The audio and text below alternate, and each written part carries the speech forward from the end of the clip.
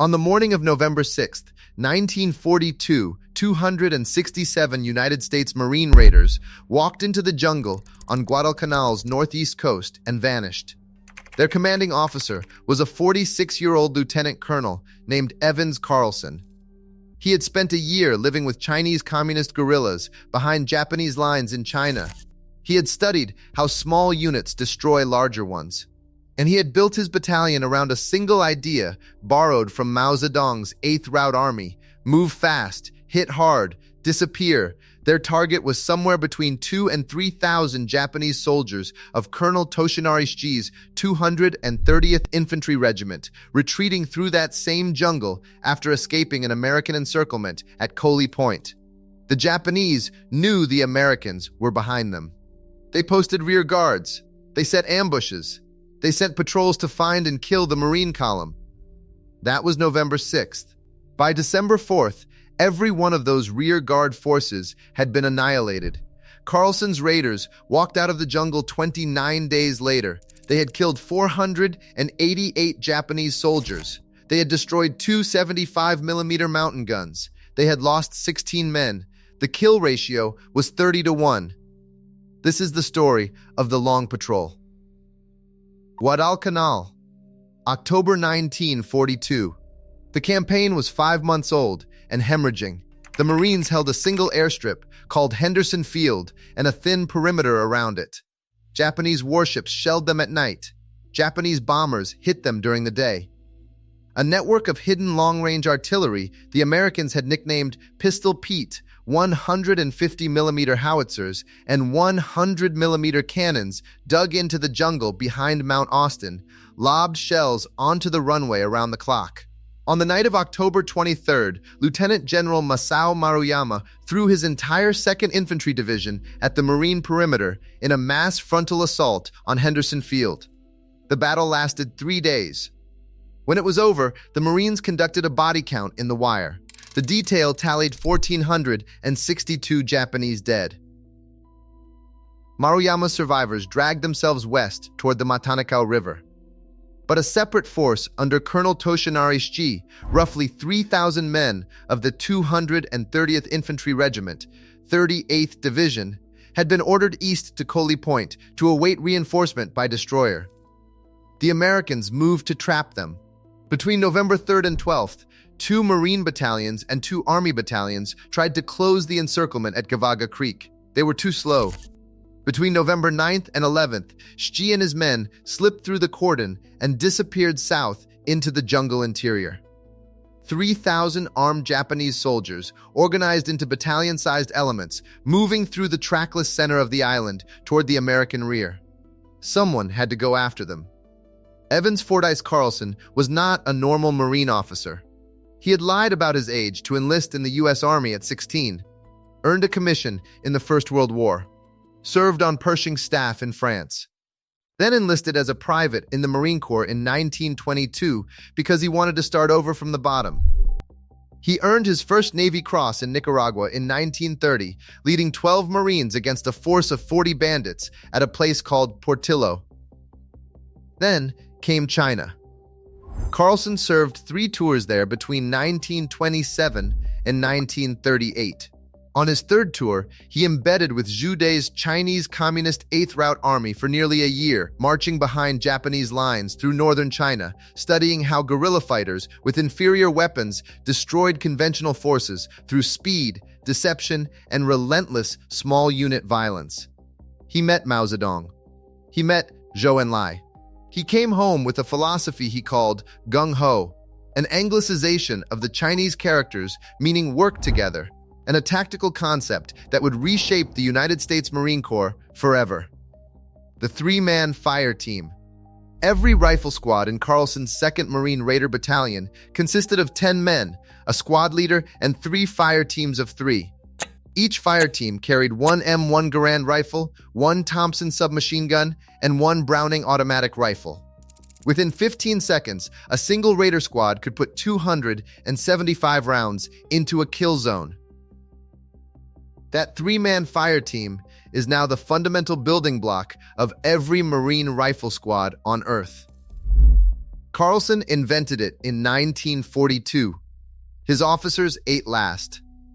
Any Marine could speak at weekly meetings Carlson called gung-ho sessions. There were no privileges for rank.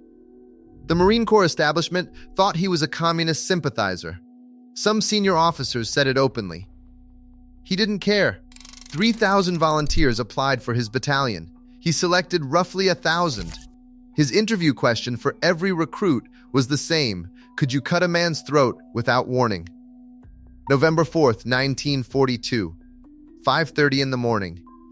Companies C and E of the 2nd Marine Raider Battalion came ashore at Iola Bay on Guadalcanal's northeast coast, ferried in by the destroyer transports McKean and Manly.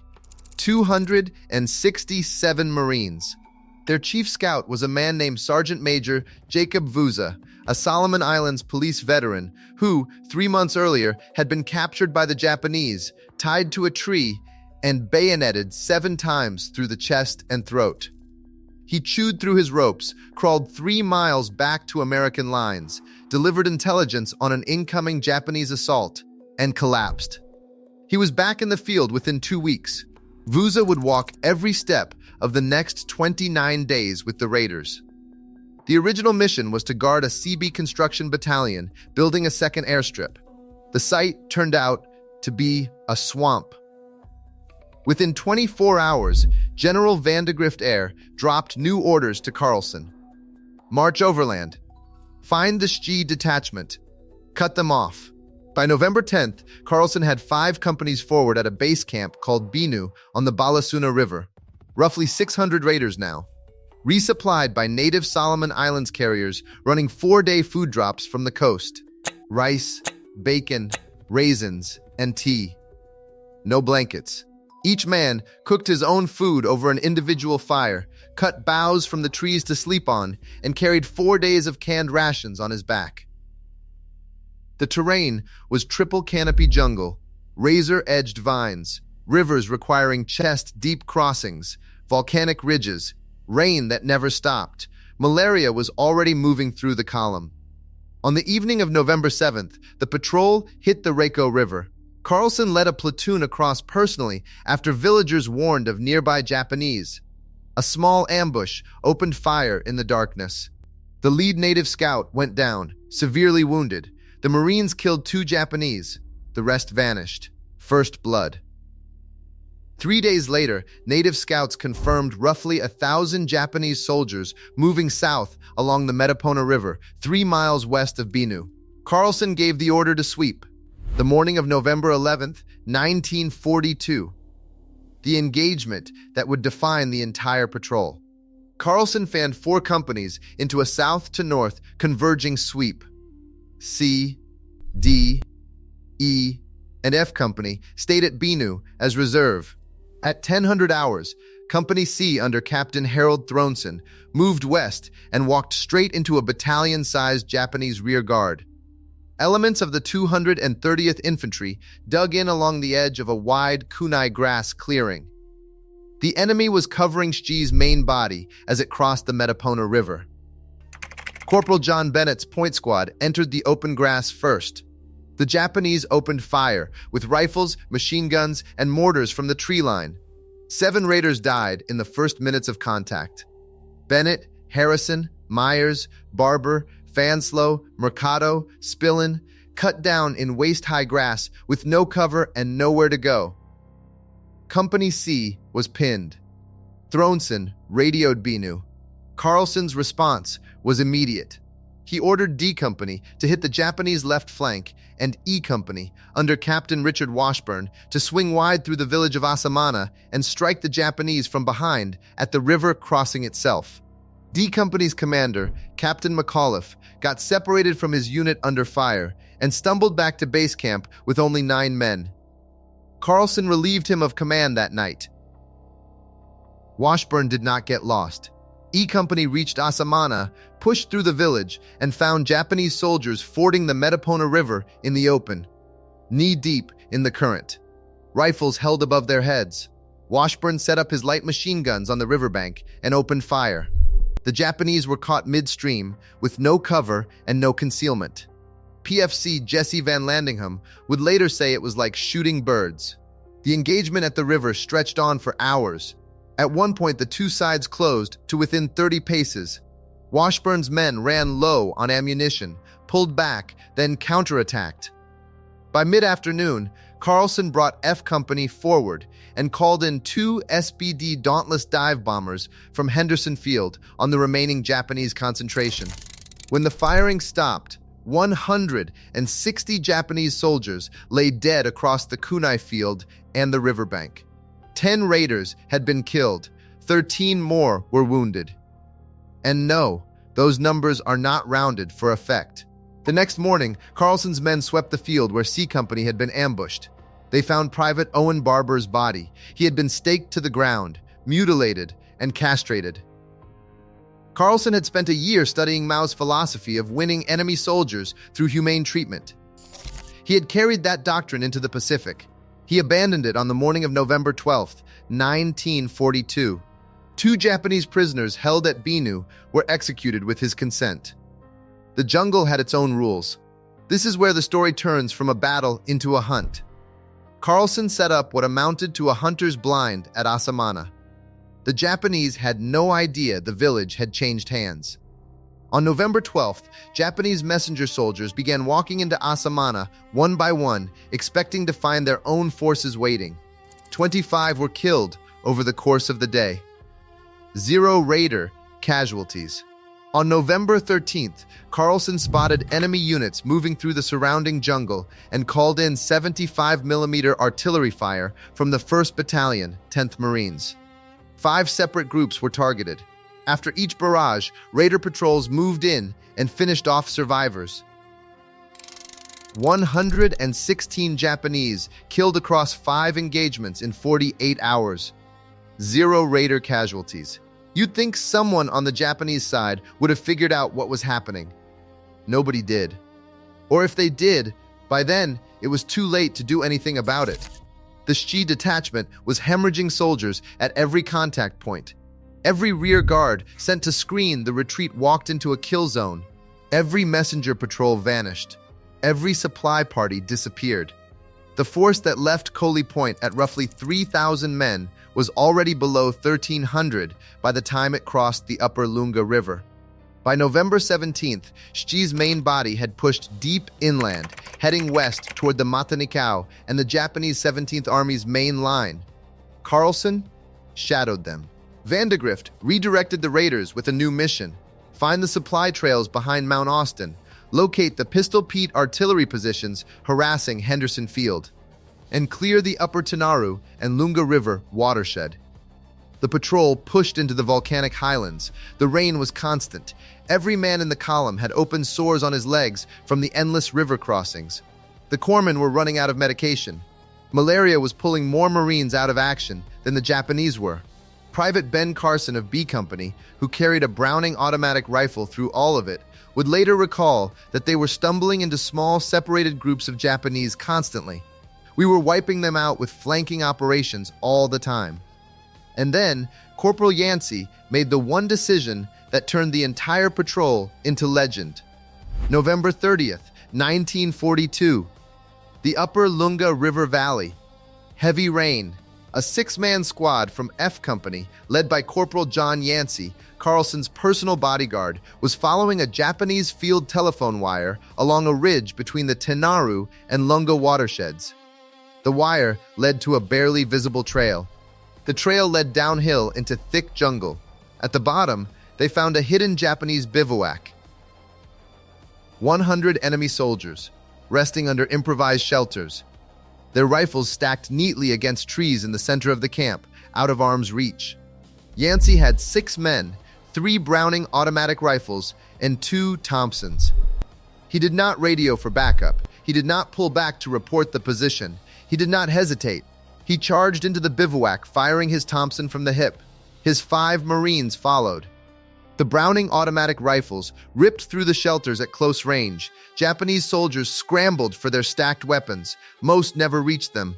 The raiders used the call sign, "Hi, Raider," to identify each other through the smoke and the downpour. Captain William Schwerin, hearing the eruption of automatic fire from a nearby position, called out through the jungle, "What's up?" Yancey shouted back over the noise, "I've flushed a covey. Send up a squad." 30 minutes. That's how long it lasted. 75 Japanese soldiers were killed. 0 raiders. 6 men against 100. In the rain, in the jungle, at a range measured in feet. Carlson called it the most spectacular of any of their engagements. His Navy Cross citation for the patrol would note the heavy toll of the enemy and the small losses to our men. But those words don't capture what happened on that ridge. Nothing bureaucratic ever could. Yancey received the Navy Cross and a battlefield commission to first lieutenant. 8 years later, at the Chosin Reservoir in Korea, serving with the 2nd Battalion, 7th Marines, he earned a second Navy Cross on Hill 1282. Some men carry something in them that the mathematics of combat cannot explain. If you're finding these stories worth your time, hit subscribe. More like this every week. By early December, the raiders were a ghost of what had landed at Iola Bay. Companies C and E, the two that had been in the jungle since November 4th, were down to 57 men between them, out of 266 who had come ashore a month earlier. 225 Marines had been evacuated during the patrol for malaria, dysentery, and a flesh-eating tropical infection the corpsmen called jungle rot. The ones still standing were gaunt, covered in sores, burning with fever. They were also still fighting. December 3rd. Steady rain. Carlson personally led A, B, and F companies up the south face of Mount Austin. A 6-hour climb through mud and near vertical jungle. At the crest, they ran into a Japanese patrol. A 2-hour close-quarters firefight. Both sides trying to outflank each other in vegetation so dense you could not see 10 feet ahead. 25 Japanese killed. 4 raiders wounded. Among them, First Lieutenant Jack Miller of a company hit in the face by a burst from a Japanese machine gun. The wound was catastrophic. His lower jaw was nearly gone. His men carried him down the mountain. Miller died the next morning on the trail. The raiders buried him on the slope. Lieutenant Maurice Magakian, a Navy Cross recipient from the earlier Macon raid, stood over the grave and wept. He said later, he cried like a baby, something he had never done in his life. December 4th. The final descent toward the Matanikau River. Carlson's lead element walked into one last Japanese machine gun ambush. 4 raiders killed. 7 Japanese killed. Corporal Albert Hermiston was among the 4 who fell within sight of friendly lines. That afternoon, the patrol crossed into the Marine perimeter at Lunga Point. A Marine colonel offered Carlson a jeep ride to Henderson Field. He declined. His men were going to walk in together. 29 days, roughly 150 miles of jungle, 488 Japanese killed against 16 raiders dead and 17 wounded. 2 enemy artillery pieces destroyed. Countless small arms, machine guns, and unit flags captured. Colonel Shji had left Coley Point with somewhere between 2,000 and 3,000 soldiers. By the time what remained of his column reached the Japanese 17th Army's positions at the Matanikau River, he had 700 to 800 men. Disease and starvation killed some of them. Carlson's ambushes killed most of the rest. The 230th Infantry Regiment was finished as a fighting unit on Guadalcanal.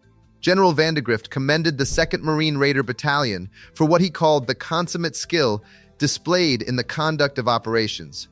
Then the Marine Corps quietly erased Carlson.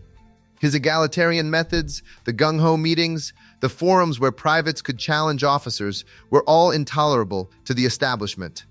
When the Raider battalions were reorganized in early 1943, Carlson was pushed sideways to a staff position. His replacement immediately reimposed conventional Marine hierarchy. By summer, Carlson was sent home. At Tarawa, in November 1943, Colonel David Shoup offered the only epitaph that mattered. He may be red, but he isn't yellow. Carlson was wounded on Saipan in June 1944, pulling a radio man out of enemy fire. The injury ended his career. He retired as a brigadier general in 1946. He died of a heart attack on May 27, 1947, he was 51. The Marine Corps made no public announcement of his burial at Arlington National Cemetery. Commandant Vandegrift attended anyway. A Marine who had served with Carlson in China overheard Vandegrift say, as he walked away from the grave, "Thank God, he's gone." But the three-man fire team that Evans Carlson built in 1942 is still the foundation of every Marine rifle squad on the planet. And when the Marine Corps activated its Special Operations Command in 2006 and named its operators Marine Raiders, it was Carlson's name they chose to carry forward. Some things outlast the men who tried to bury them. The long patrol was one of those things.